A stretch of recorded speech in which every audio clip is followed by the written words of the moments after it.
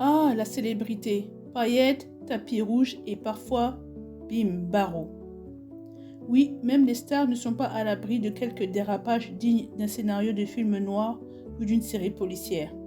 Voici donc une liste de 20 célébrités francophones, pas seulement françaises, qui ont connu les joies très limitées de la prison et pour des raisons diverses et parfois surprenantes.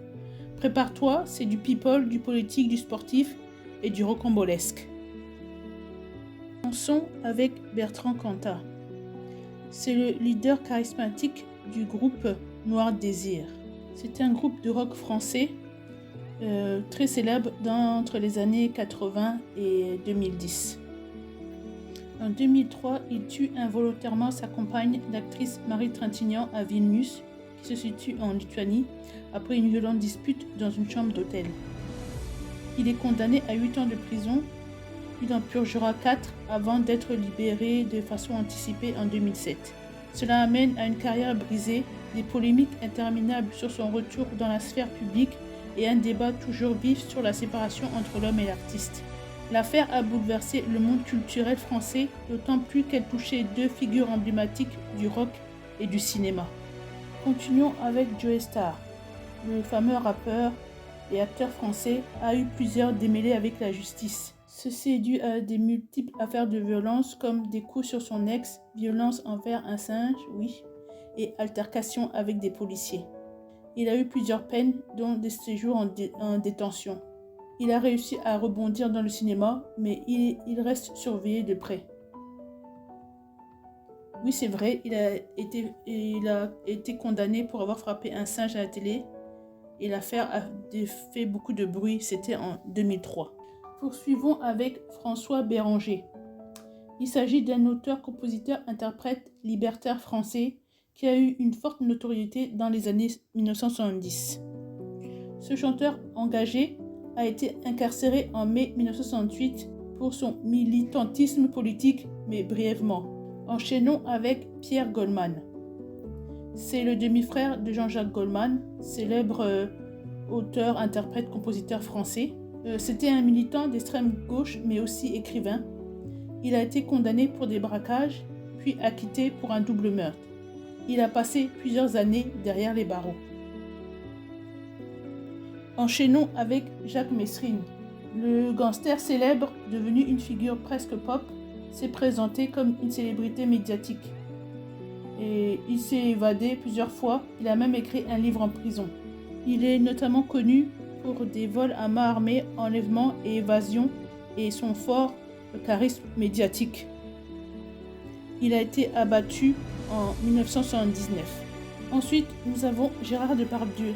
Comme vous venez de le savoir, il vient d'être condamné pour agression sexuelle.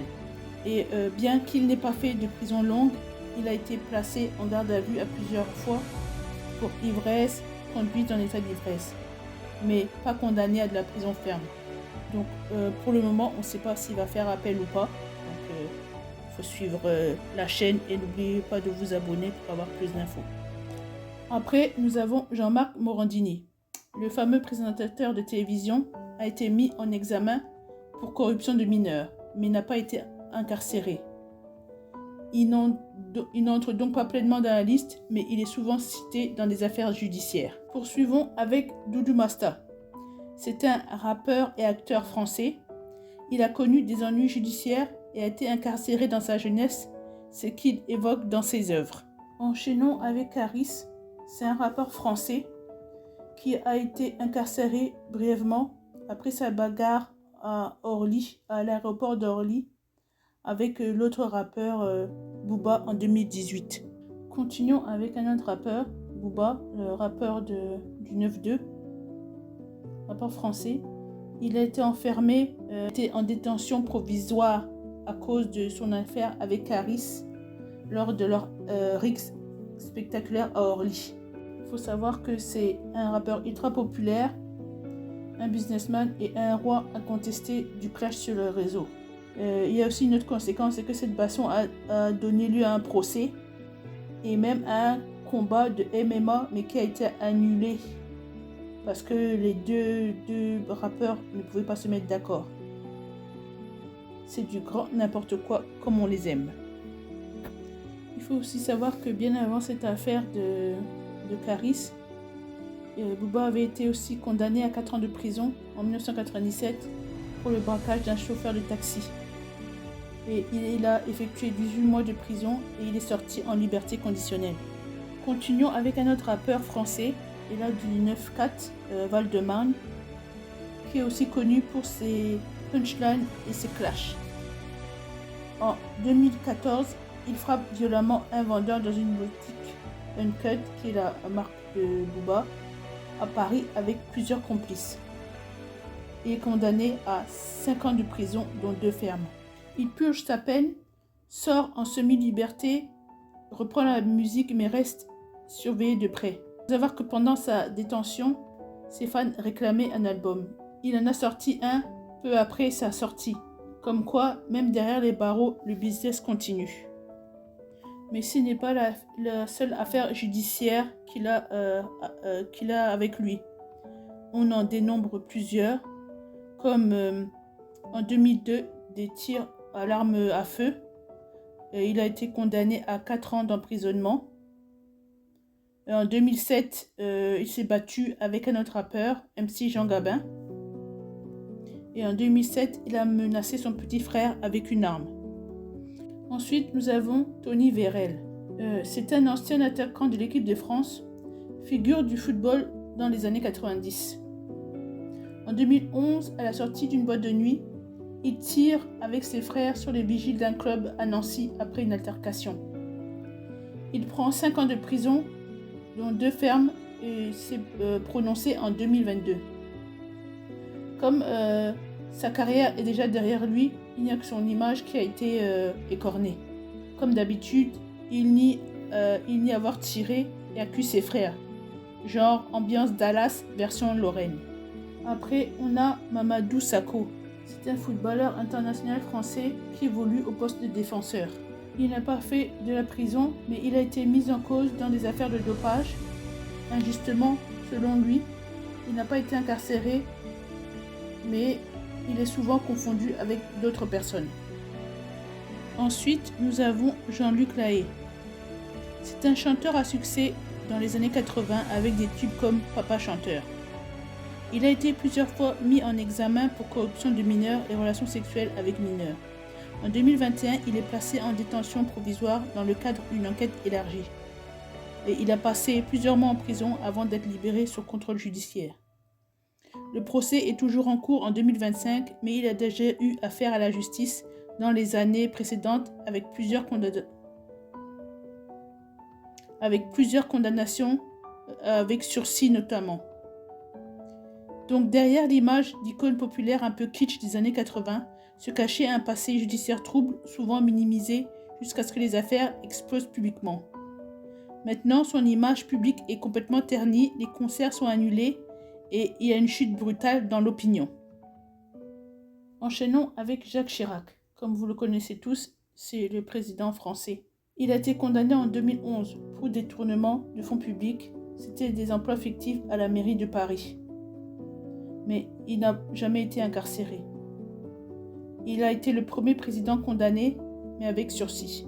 Continuons avec un couple, Patrick et Isabelle Balkany, l'ancien maire de Levallois-Perret. Qu'a-t-il fait? Il a fait de la fraude fiscale, XXL, détournement de fonds publics, mauvaise foi olympique, le tout avec villa planquée aux Antilles, au Maroc et une passion dévorante pour l'argent. Il a été condamné à 4 ans de prison ferme et quelques jours de détention en 2019 et 2022. Sa chute a fait très grand bruit et son couple avec sa femme Isabelle devient presque une sitcom judiciaire à rebondissement. Et pour la petite histoire, il avait oublié de déclarer une villa à Marrakech avec piscine pendant qu'il militait pour l'austérité. Sa femme Isabelle a aussi été condamnée dans la même affaire, bien que ses jours soient moins longs à cause de sa santé fragile. On reste avec les politiciens, avec M. Claude Guéant.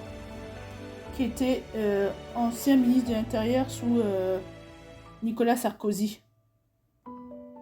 Il a été condamné et incarcéré brièvement en 2022 pour l'affaire des primes en liquide du ministère. Il a été définitivement condamné en 2019 à 2 ans d'emprisonnement, dont 1 ferme, à une interdiction d'exercer toute fonction publique pendant 5 ans et pour complicité de détournement de fonds publics et recel dans l'affaire des primes en liquide, à la suite de laquelle il a été incarcéré en décembre 2021. Il a ensuite condamné en première instance. Il a été condamné en première instance à une peine d'1 an d'emprisonnement, dont 8 fermes, en janvier 2022, pour favoritisme dans l'affaire des sondages de l'Élysée. Et en novembre 2022, il est à nouveau condamné à 18 mois de prison, dont 6 mois fermes pour escroquerie des frais de sa campagne législative de 2012. Ensuite, nous avons Paul Baril, qui est un ancien officier de la gendarmerie nationale et qui a été impliqué dans plusieurs affaires. Il est aussi chef de mission controversée. Il a été plusieurs fois incarcéré à l'étranger dans des affaires politiques ou de sécurité. Il a été mis en cause dans une affaire de blanchiment d'argent présumé et aussi pour association de malfaiteurs en vue de la commission d'extorsion en bande organisée. Il se retrouve en prison, mais il en ressort grâce au paiement d'une caution. Et il est ensuite relaxé par le tribunal. Finissons avec Michel Neuret. C'est un flic devenu voyou. Il travaillait pour la police judiciaire lyonnaise. Il était adulé par ses hommes et redouté par les criminels. En 2011, une enquête explose. Il est accusé de corruption, trafic de stupéfiants et détournement de scellés, donc la totale. Il prend 2,5 ans de prison ferme. C'est un choc pour l'institution. Cela va inspirer un film et même des séries. Il est condamné en 2018 pour corruption et association de malfaiteurs. Pour la petite histoire, il disait utiliser les drogues saisies pour obtenir des infos de ses indices, mais c'est une méthode apparemment qui n'a pas plu au juge. C'est pour vous dire, quand on devient célèbre, on peut aussi devenir médiatiquement jugé à la minute. Et certains ont flirté un peu trop fort avec le code pénal. Mais entre bagarres d'aéroport, fraude fiscale, coups de sang ou braquage d'époque, les prisons ont vu passer bien plus de stars qu'on ne croit. Et parfois, c'est même elles qui en parlent dans leurs bouquins. Et vous, qu'en pensez-vous? Connaissez-vous les déboires judiciaires de certaines de ces stars? Si oui, dites-le moi dans les commentaires et on pourra en discuter. Sinon, n'oubliez pas de liker, partager, de vous abonner et on se revoit dans la prochaine vidéo. Bye!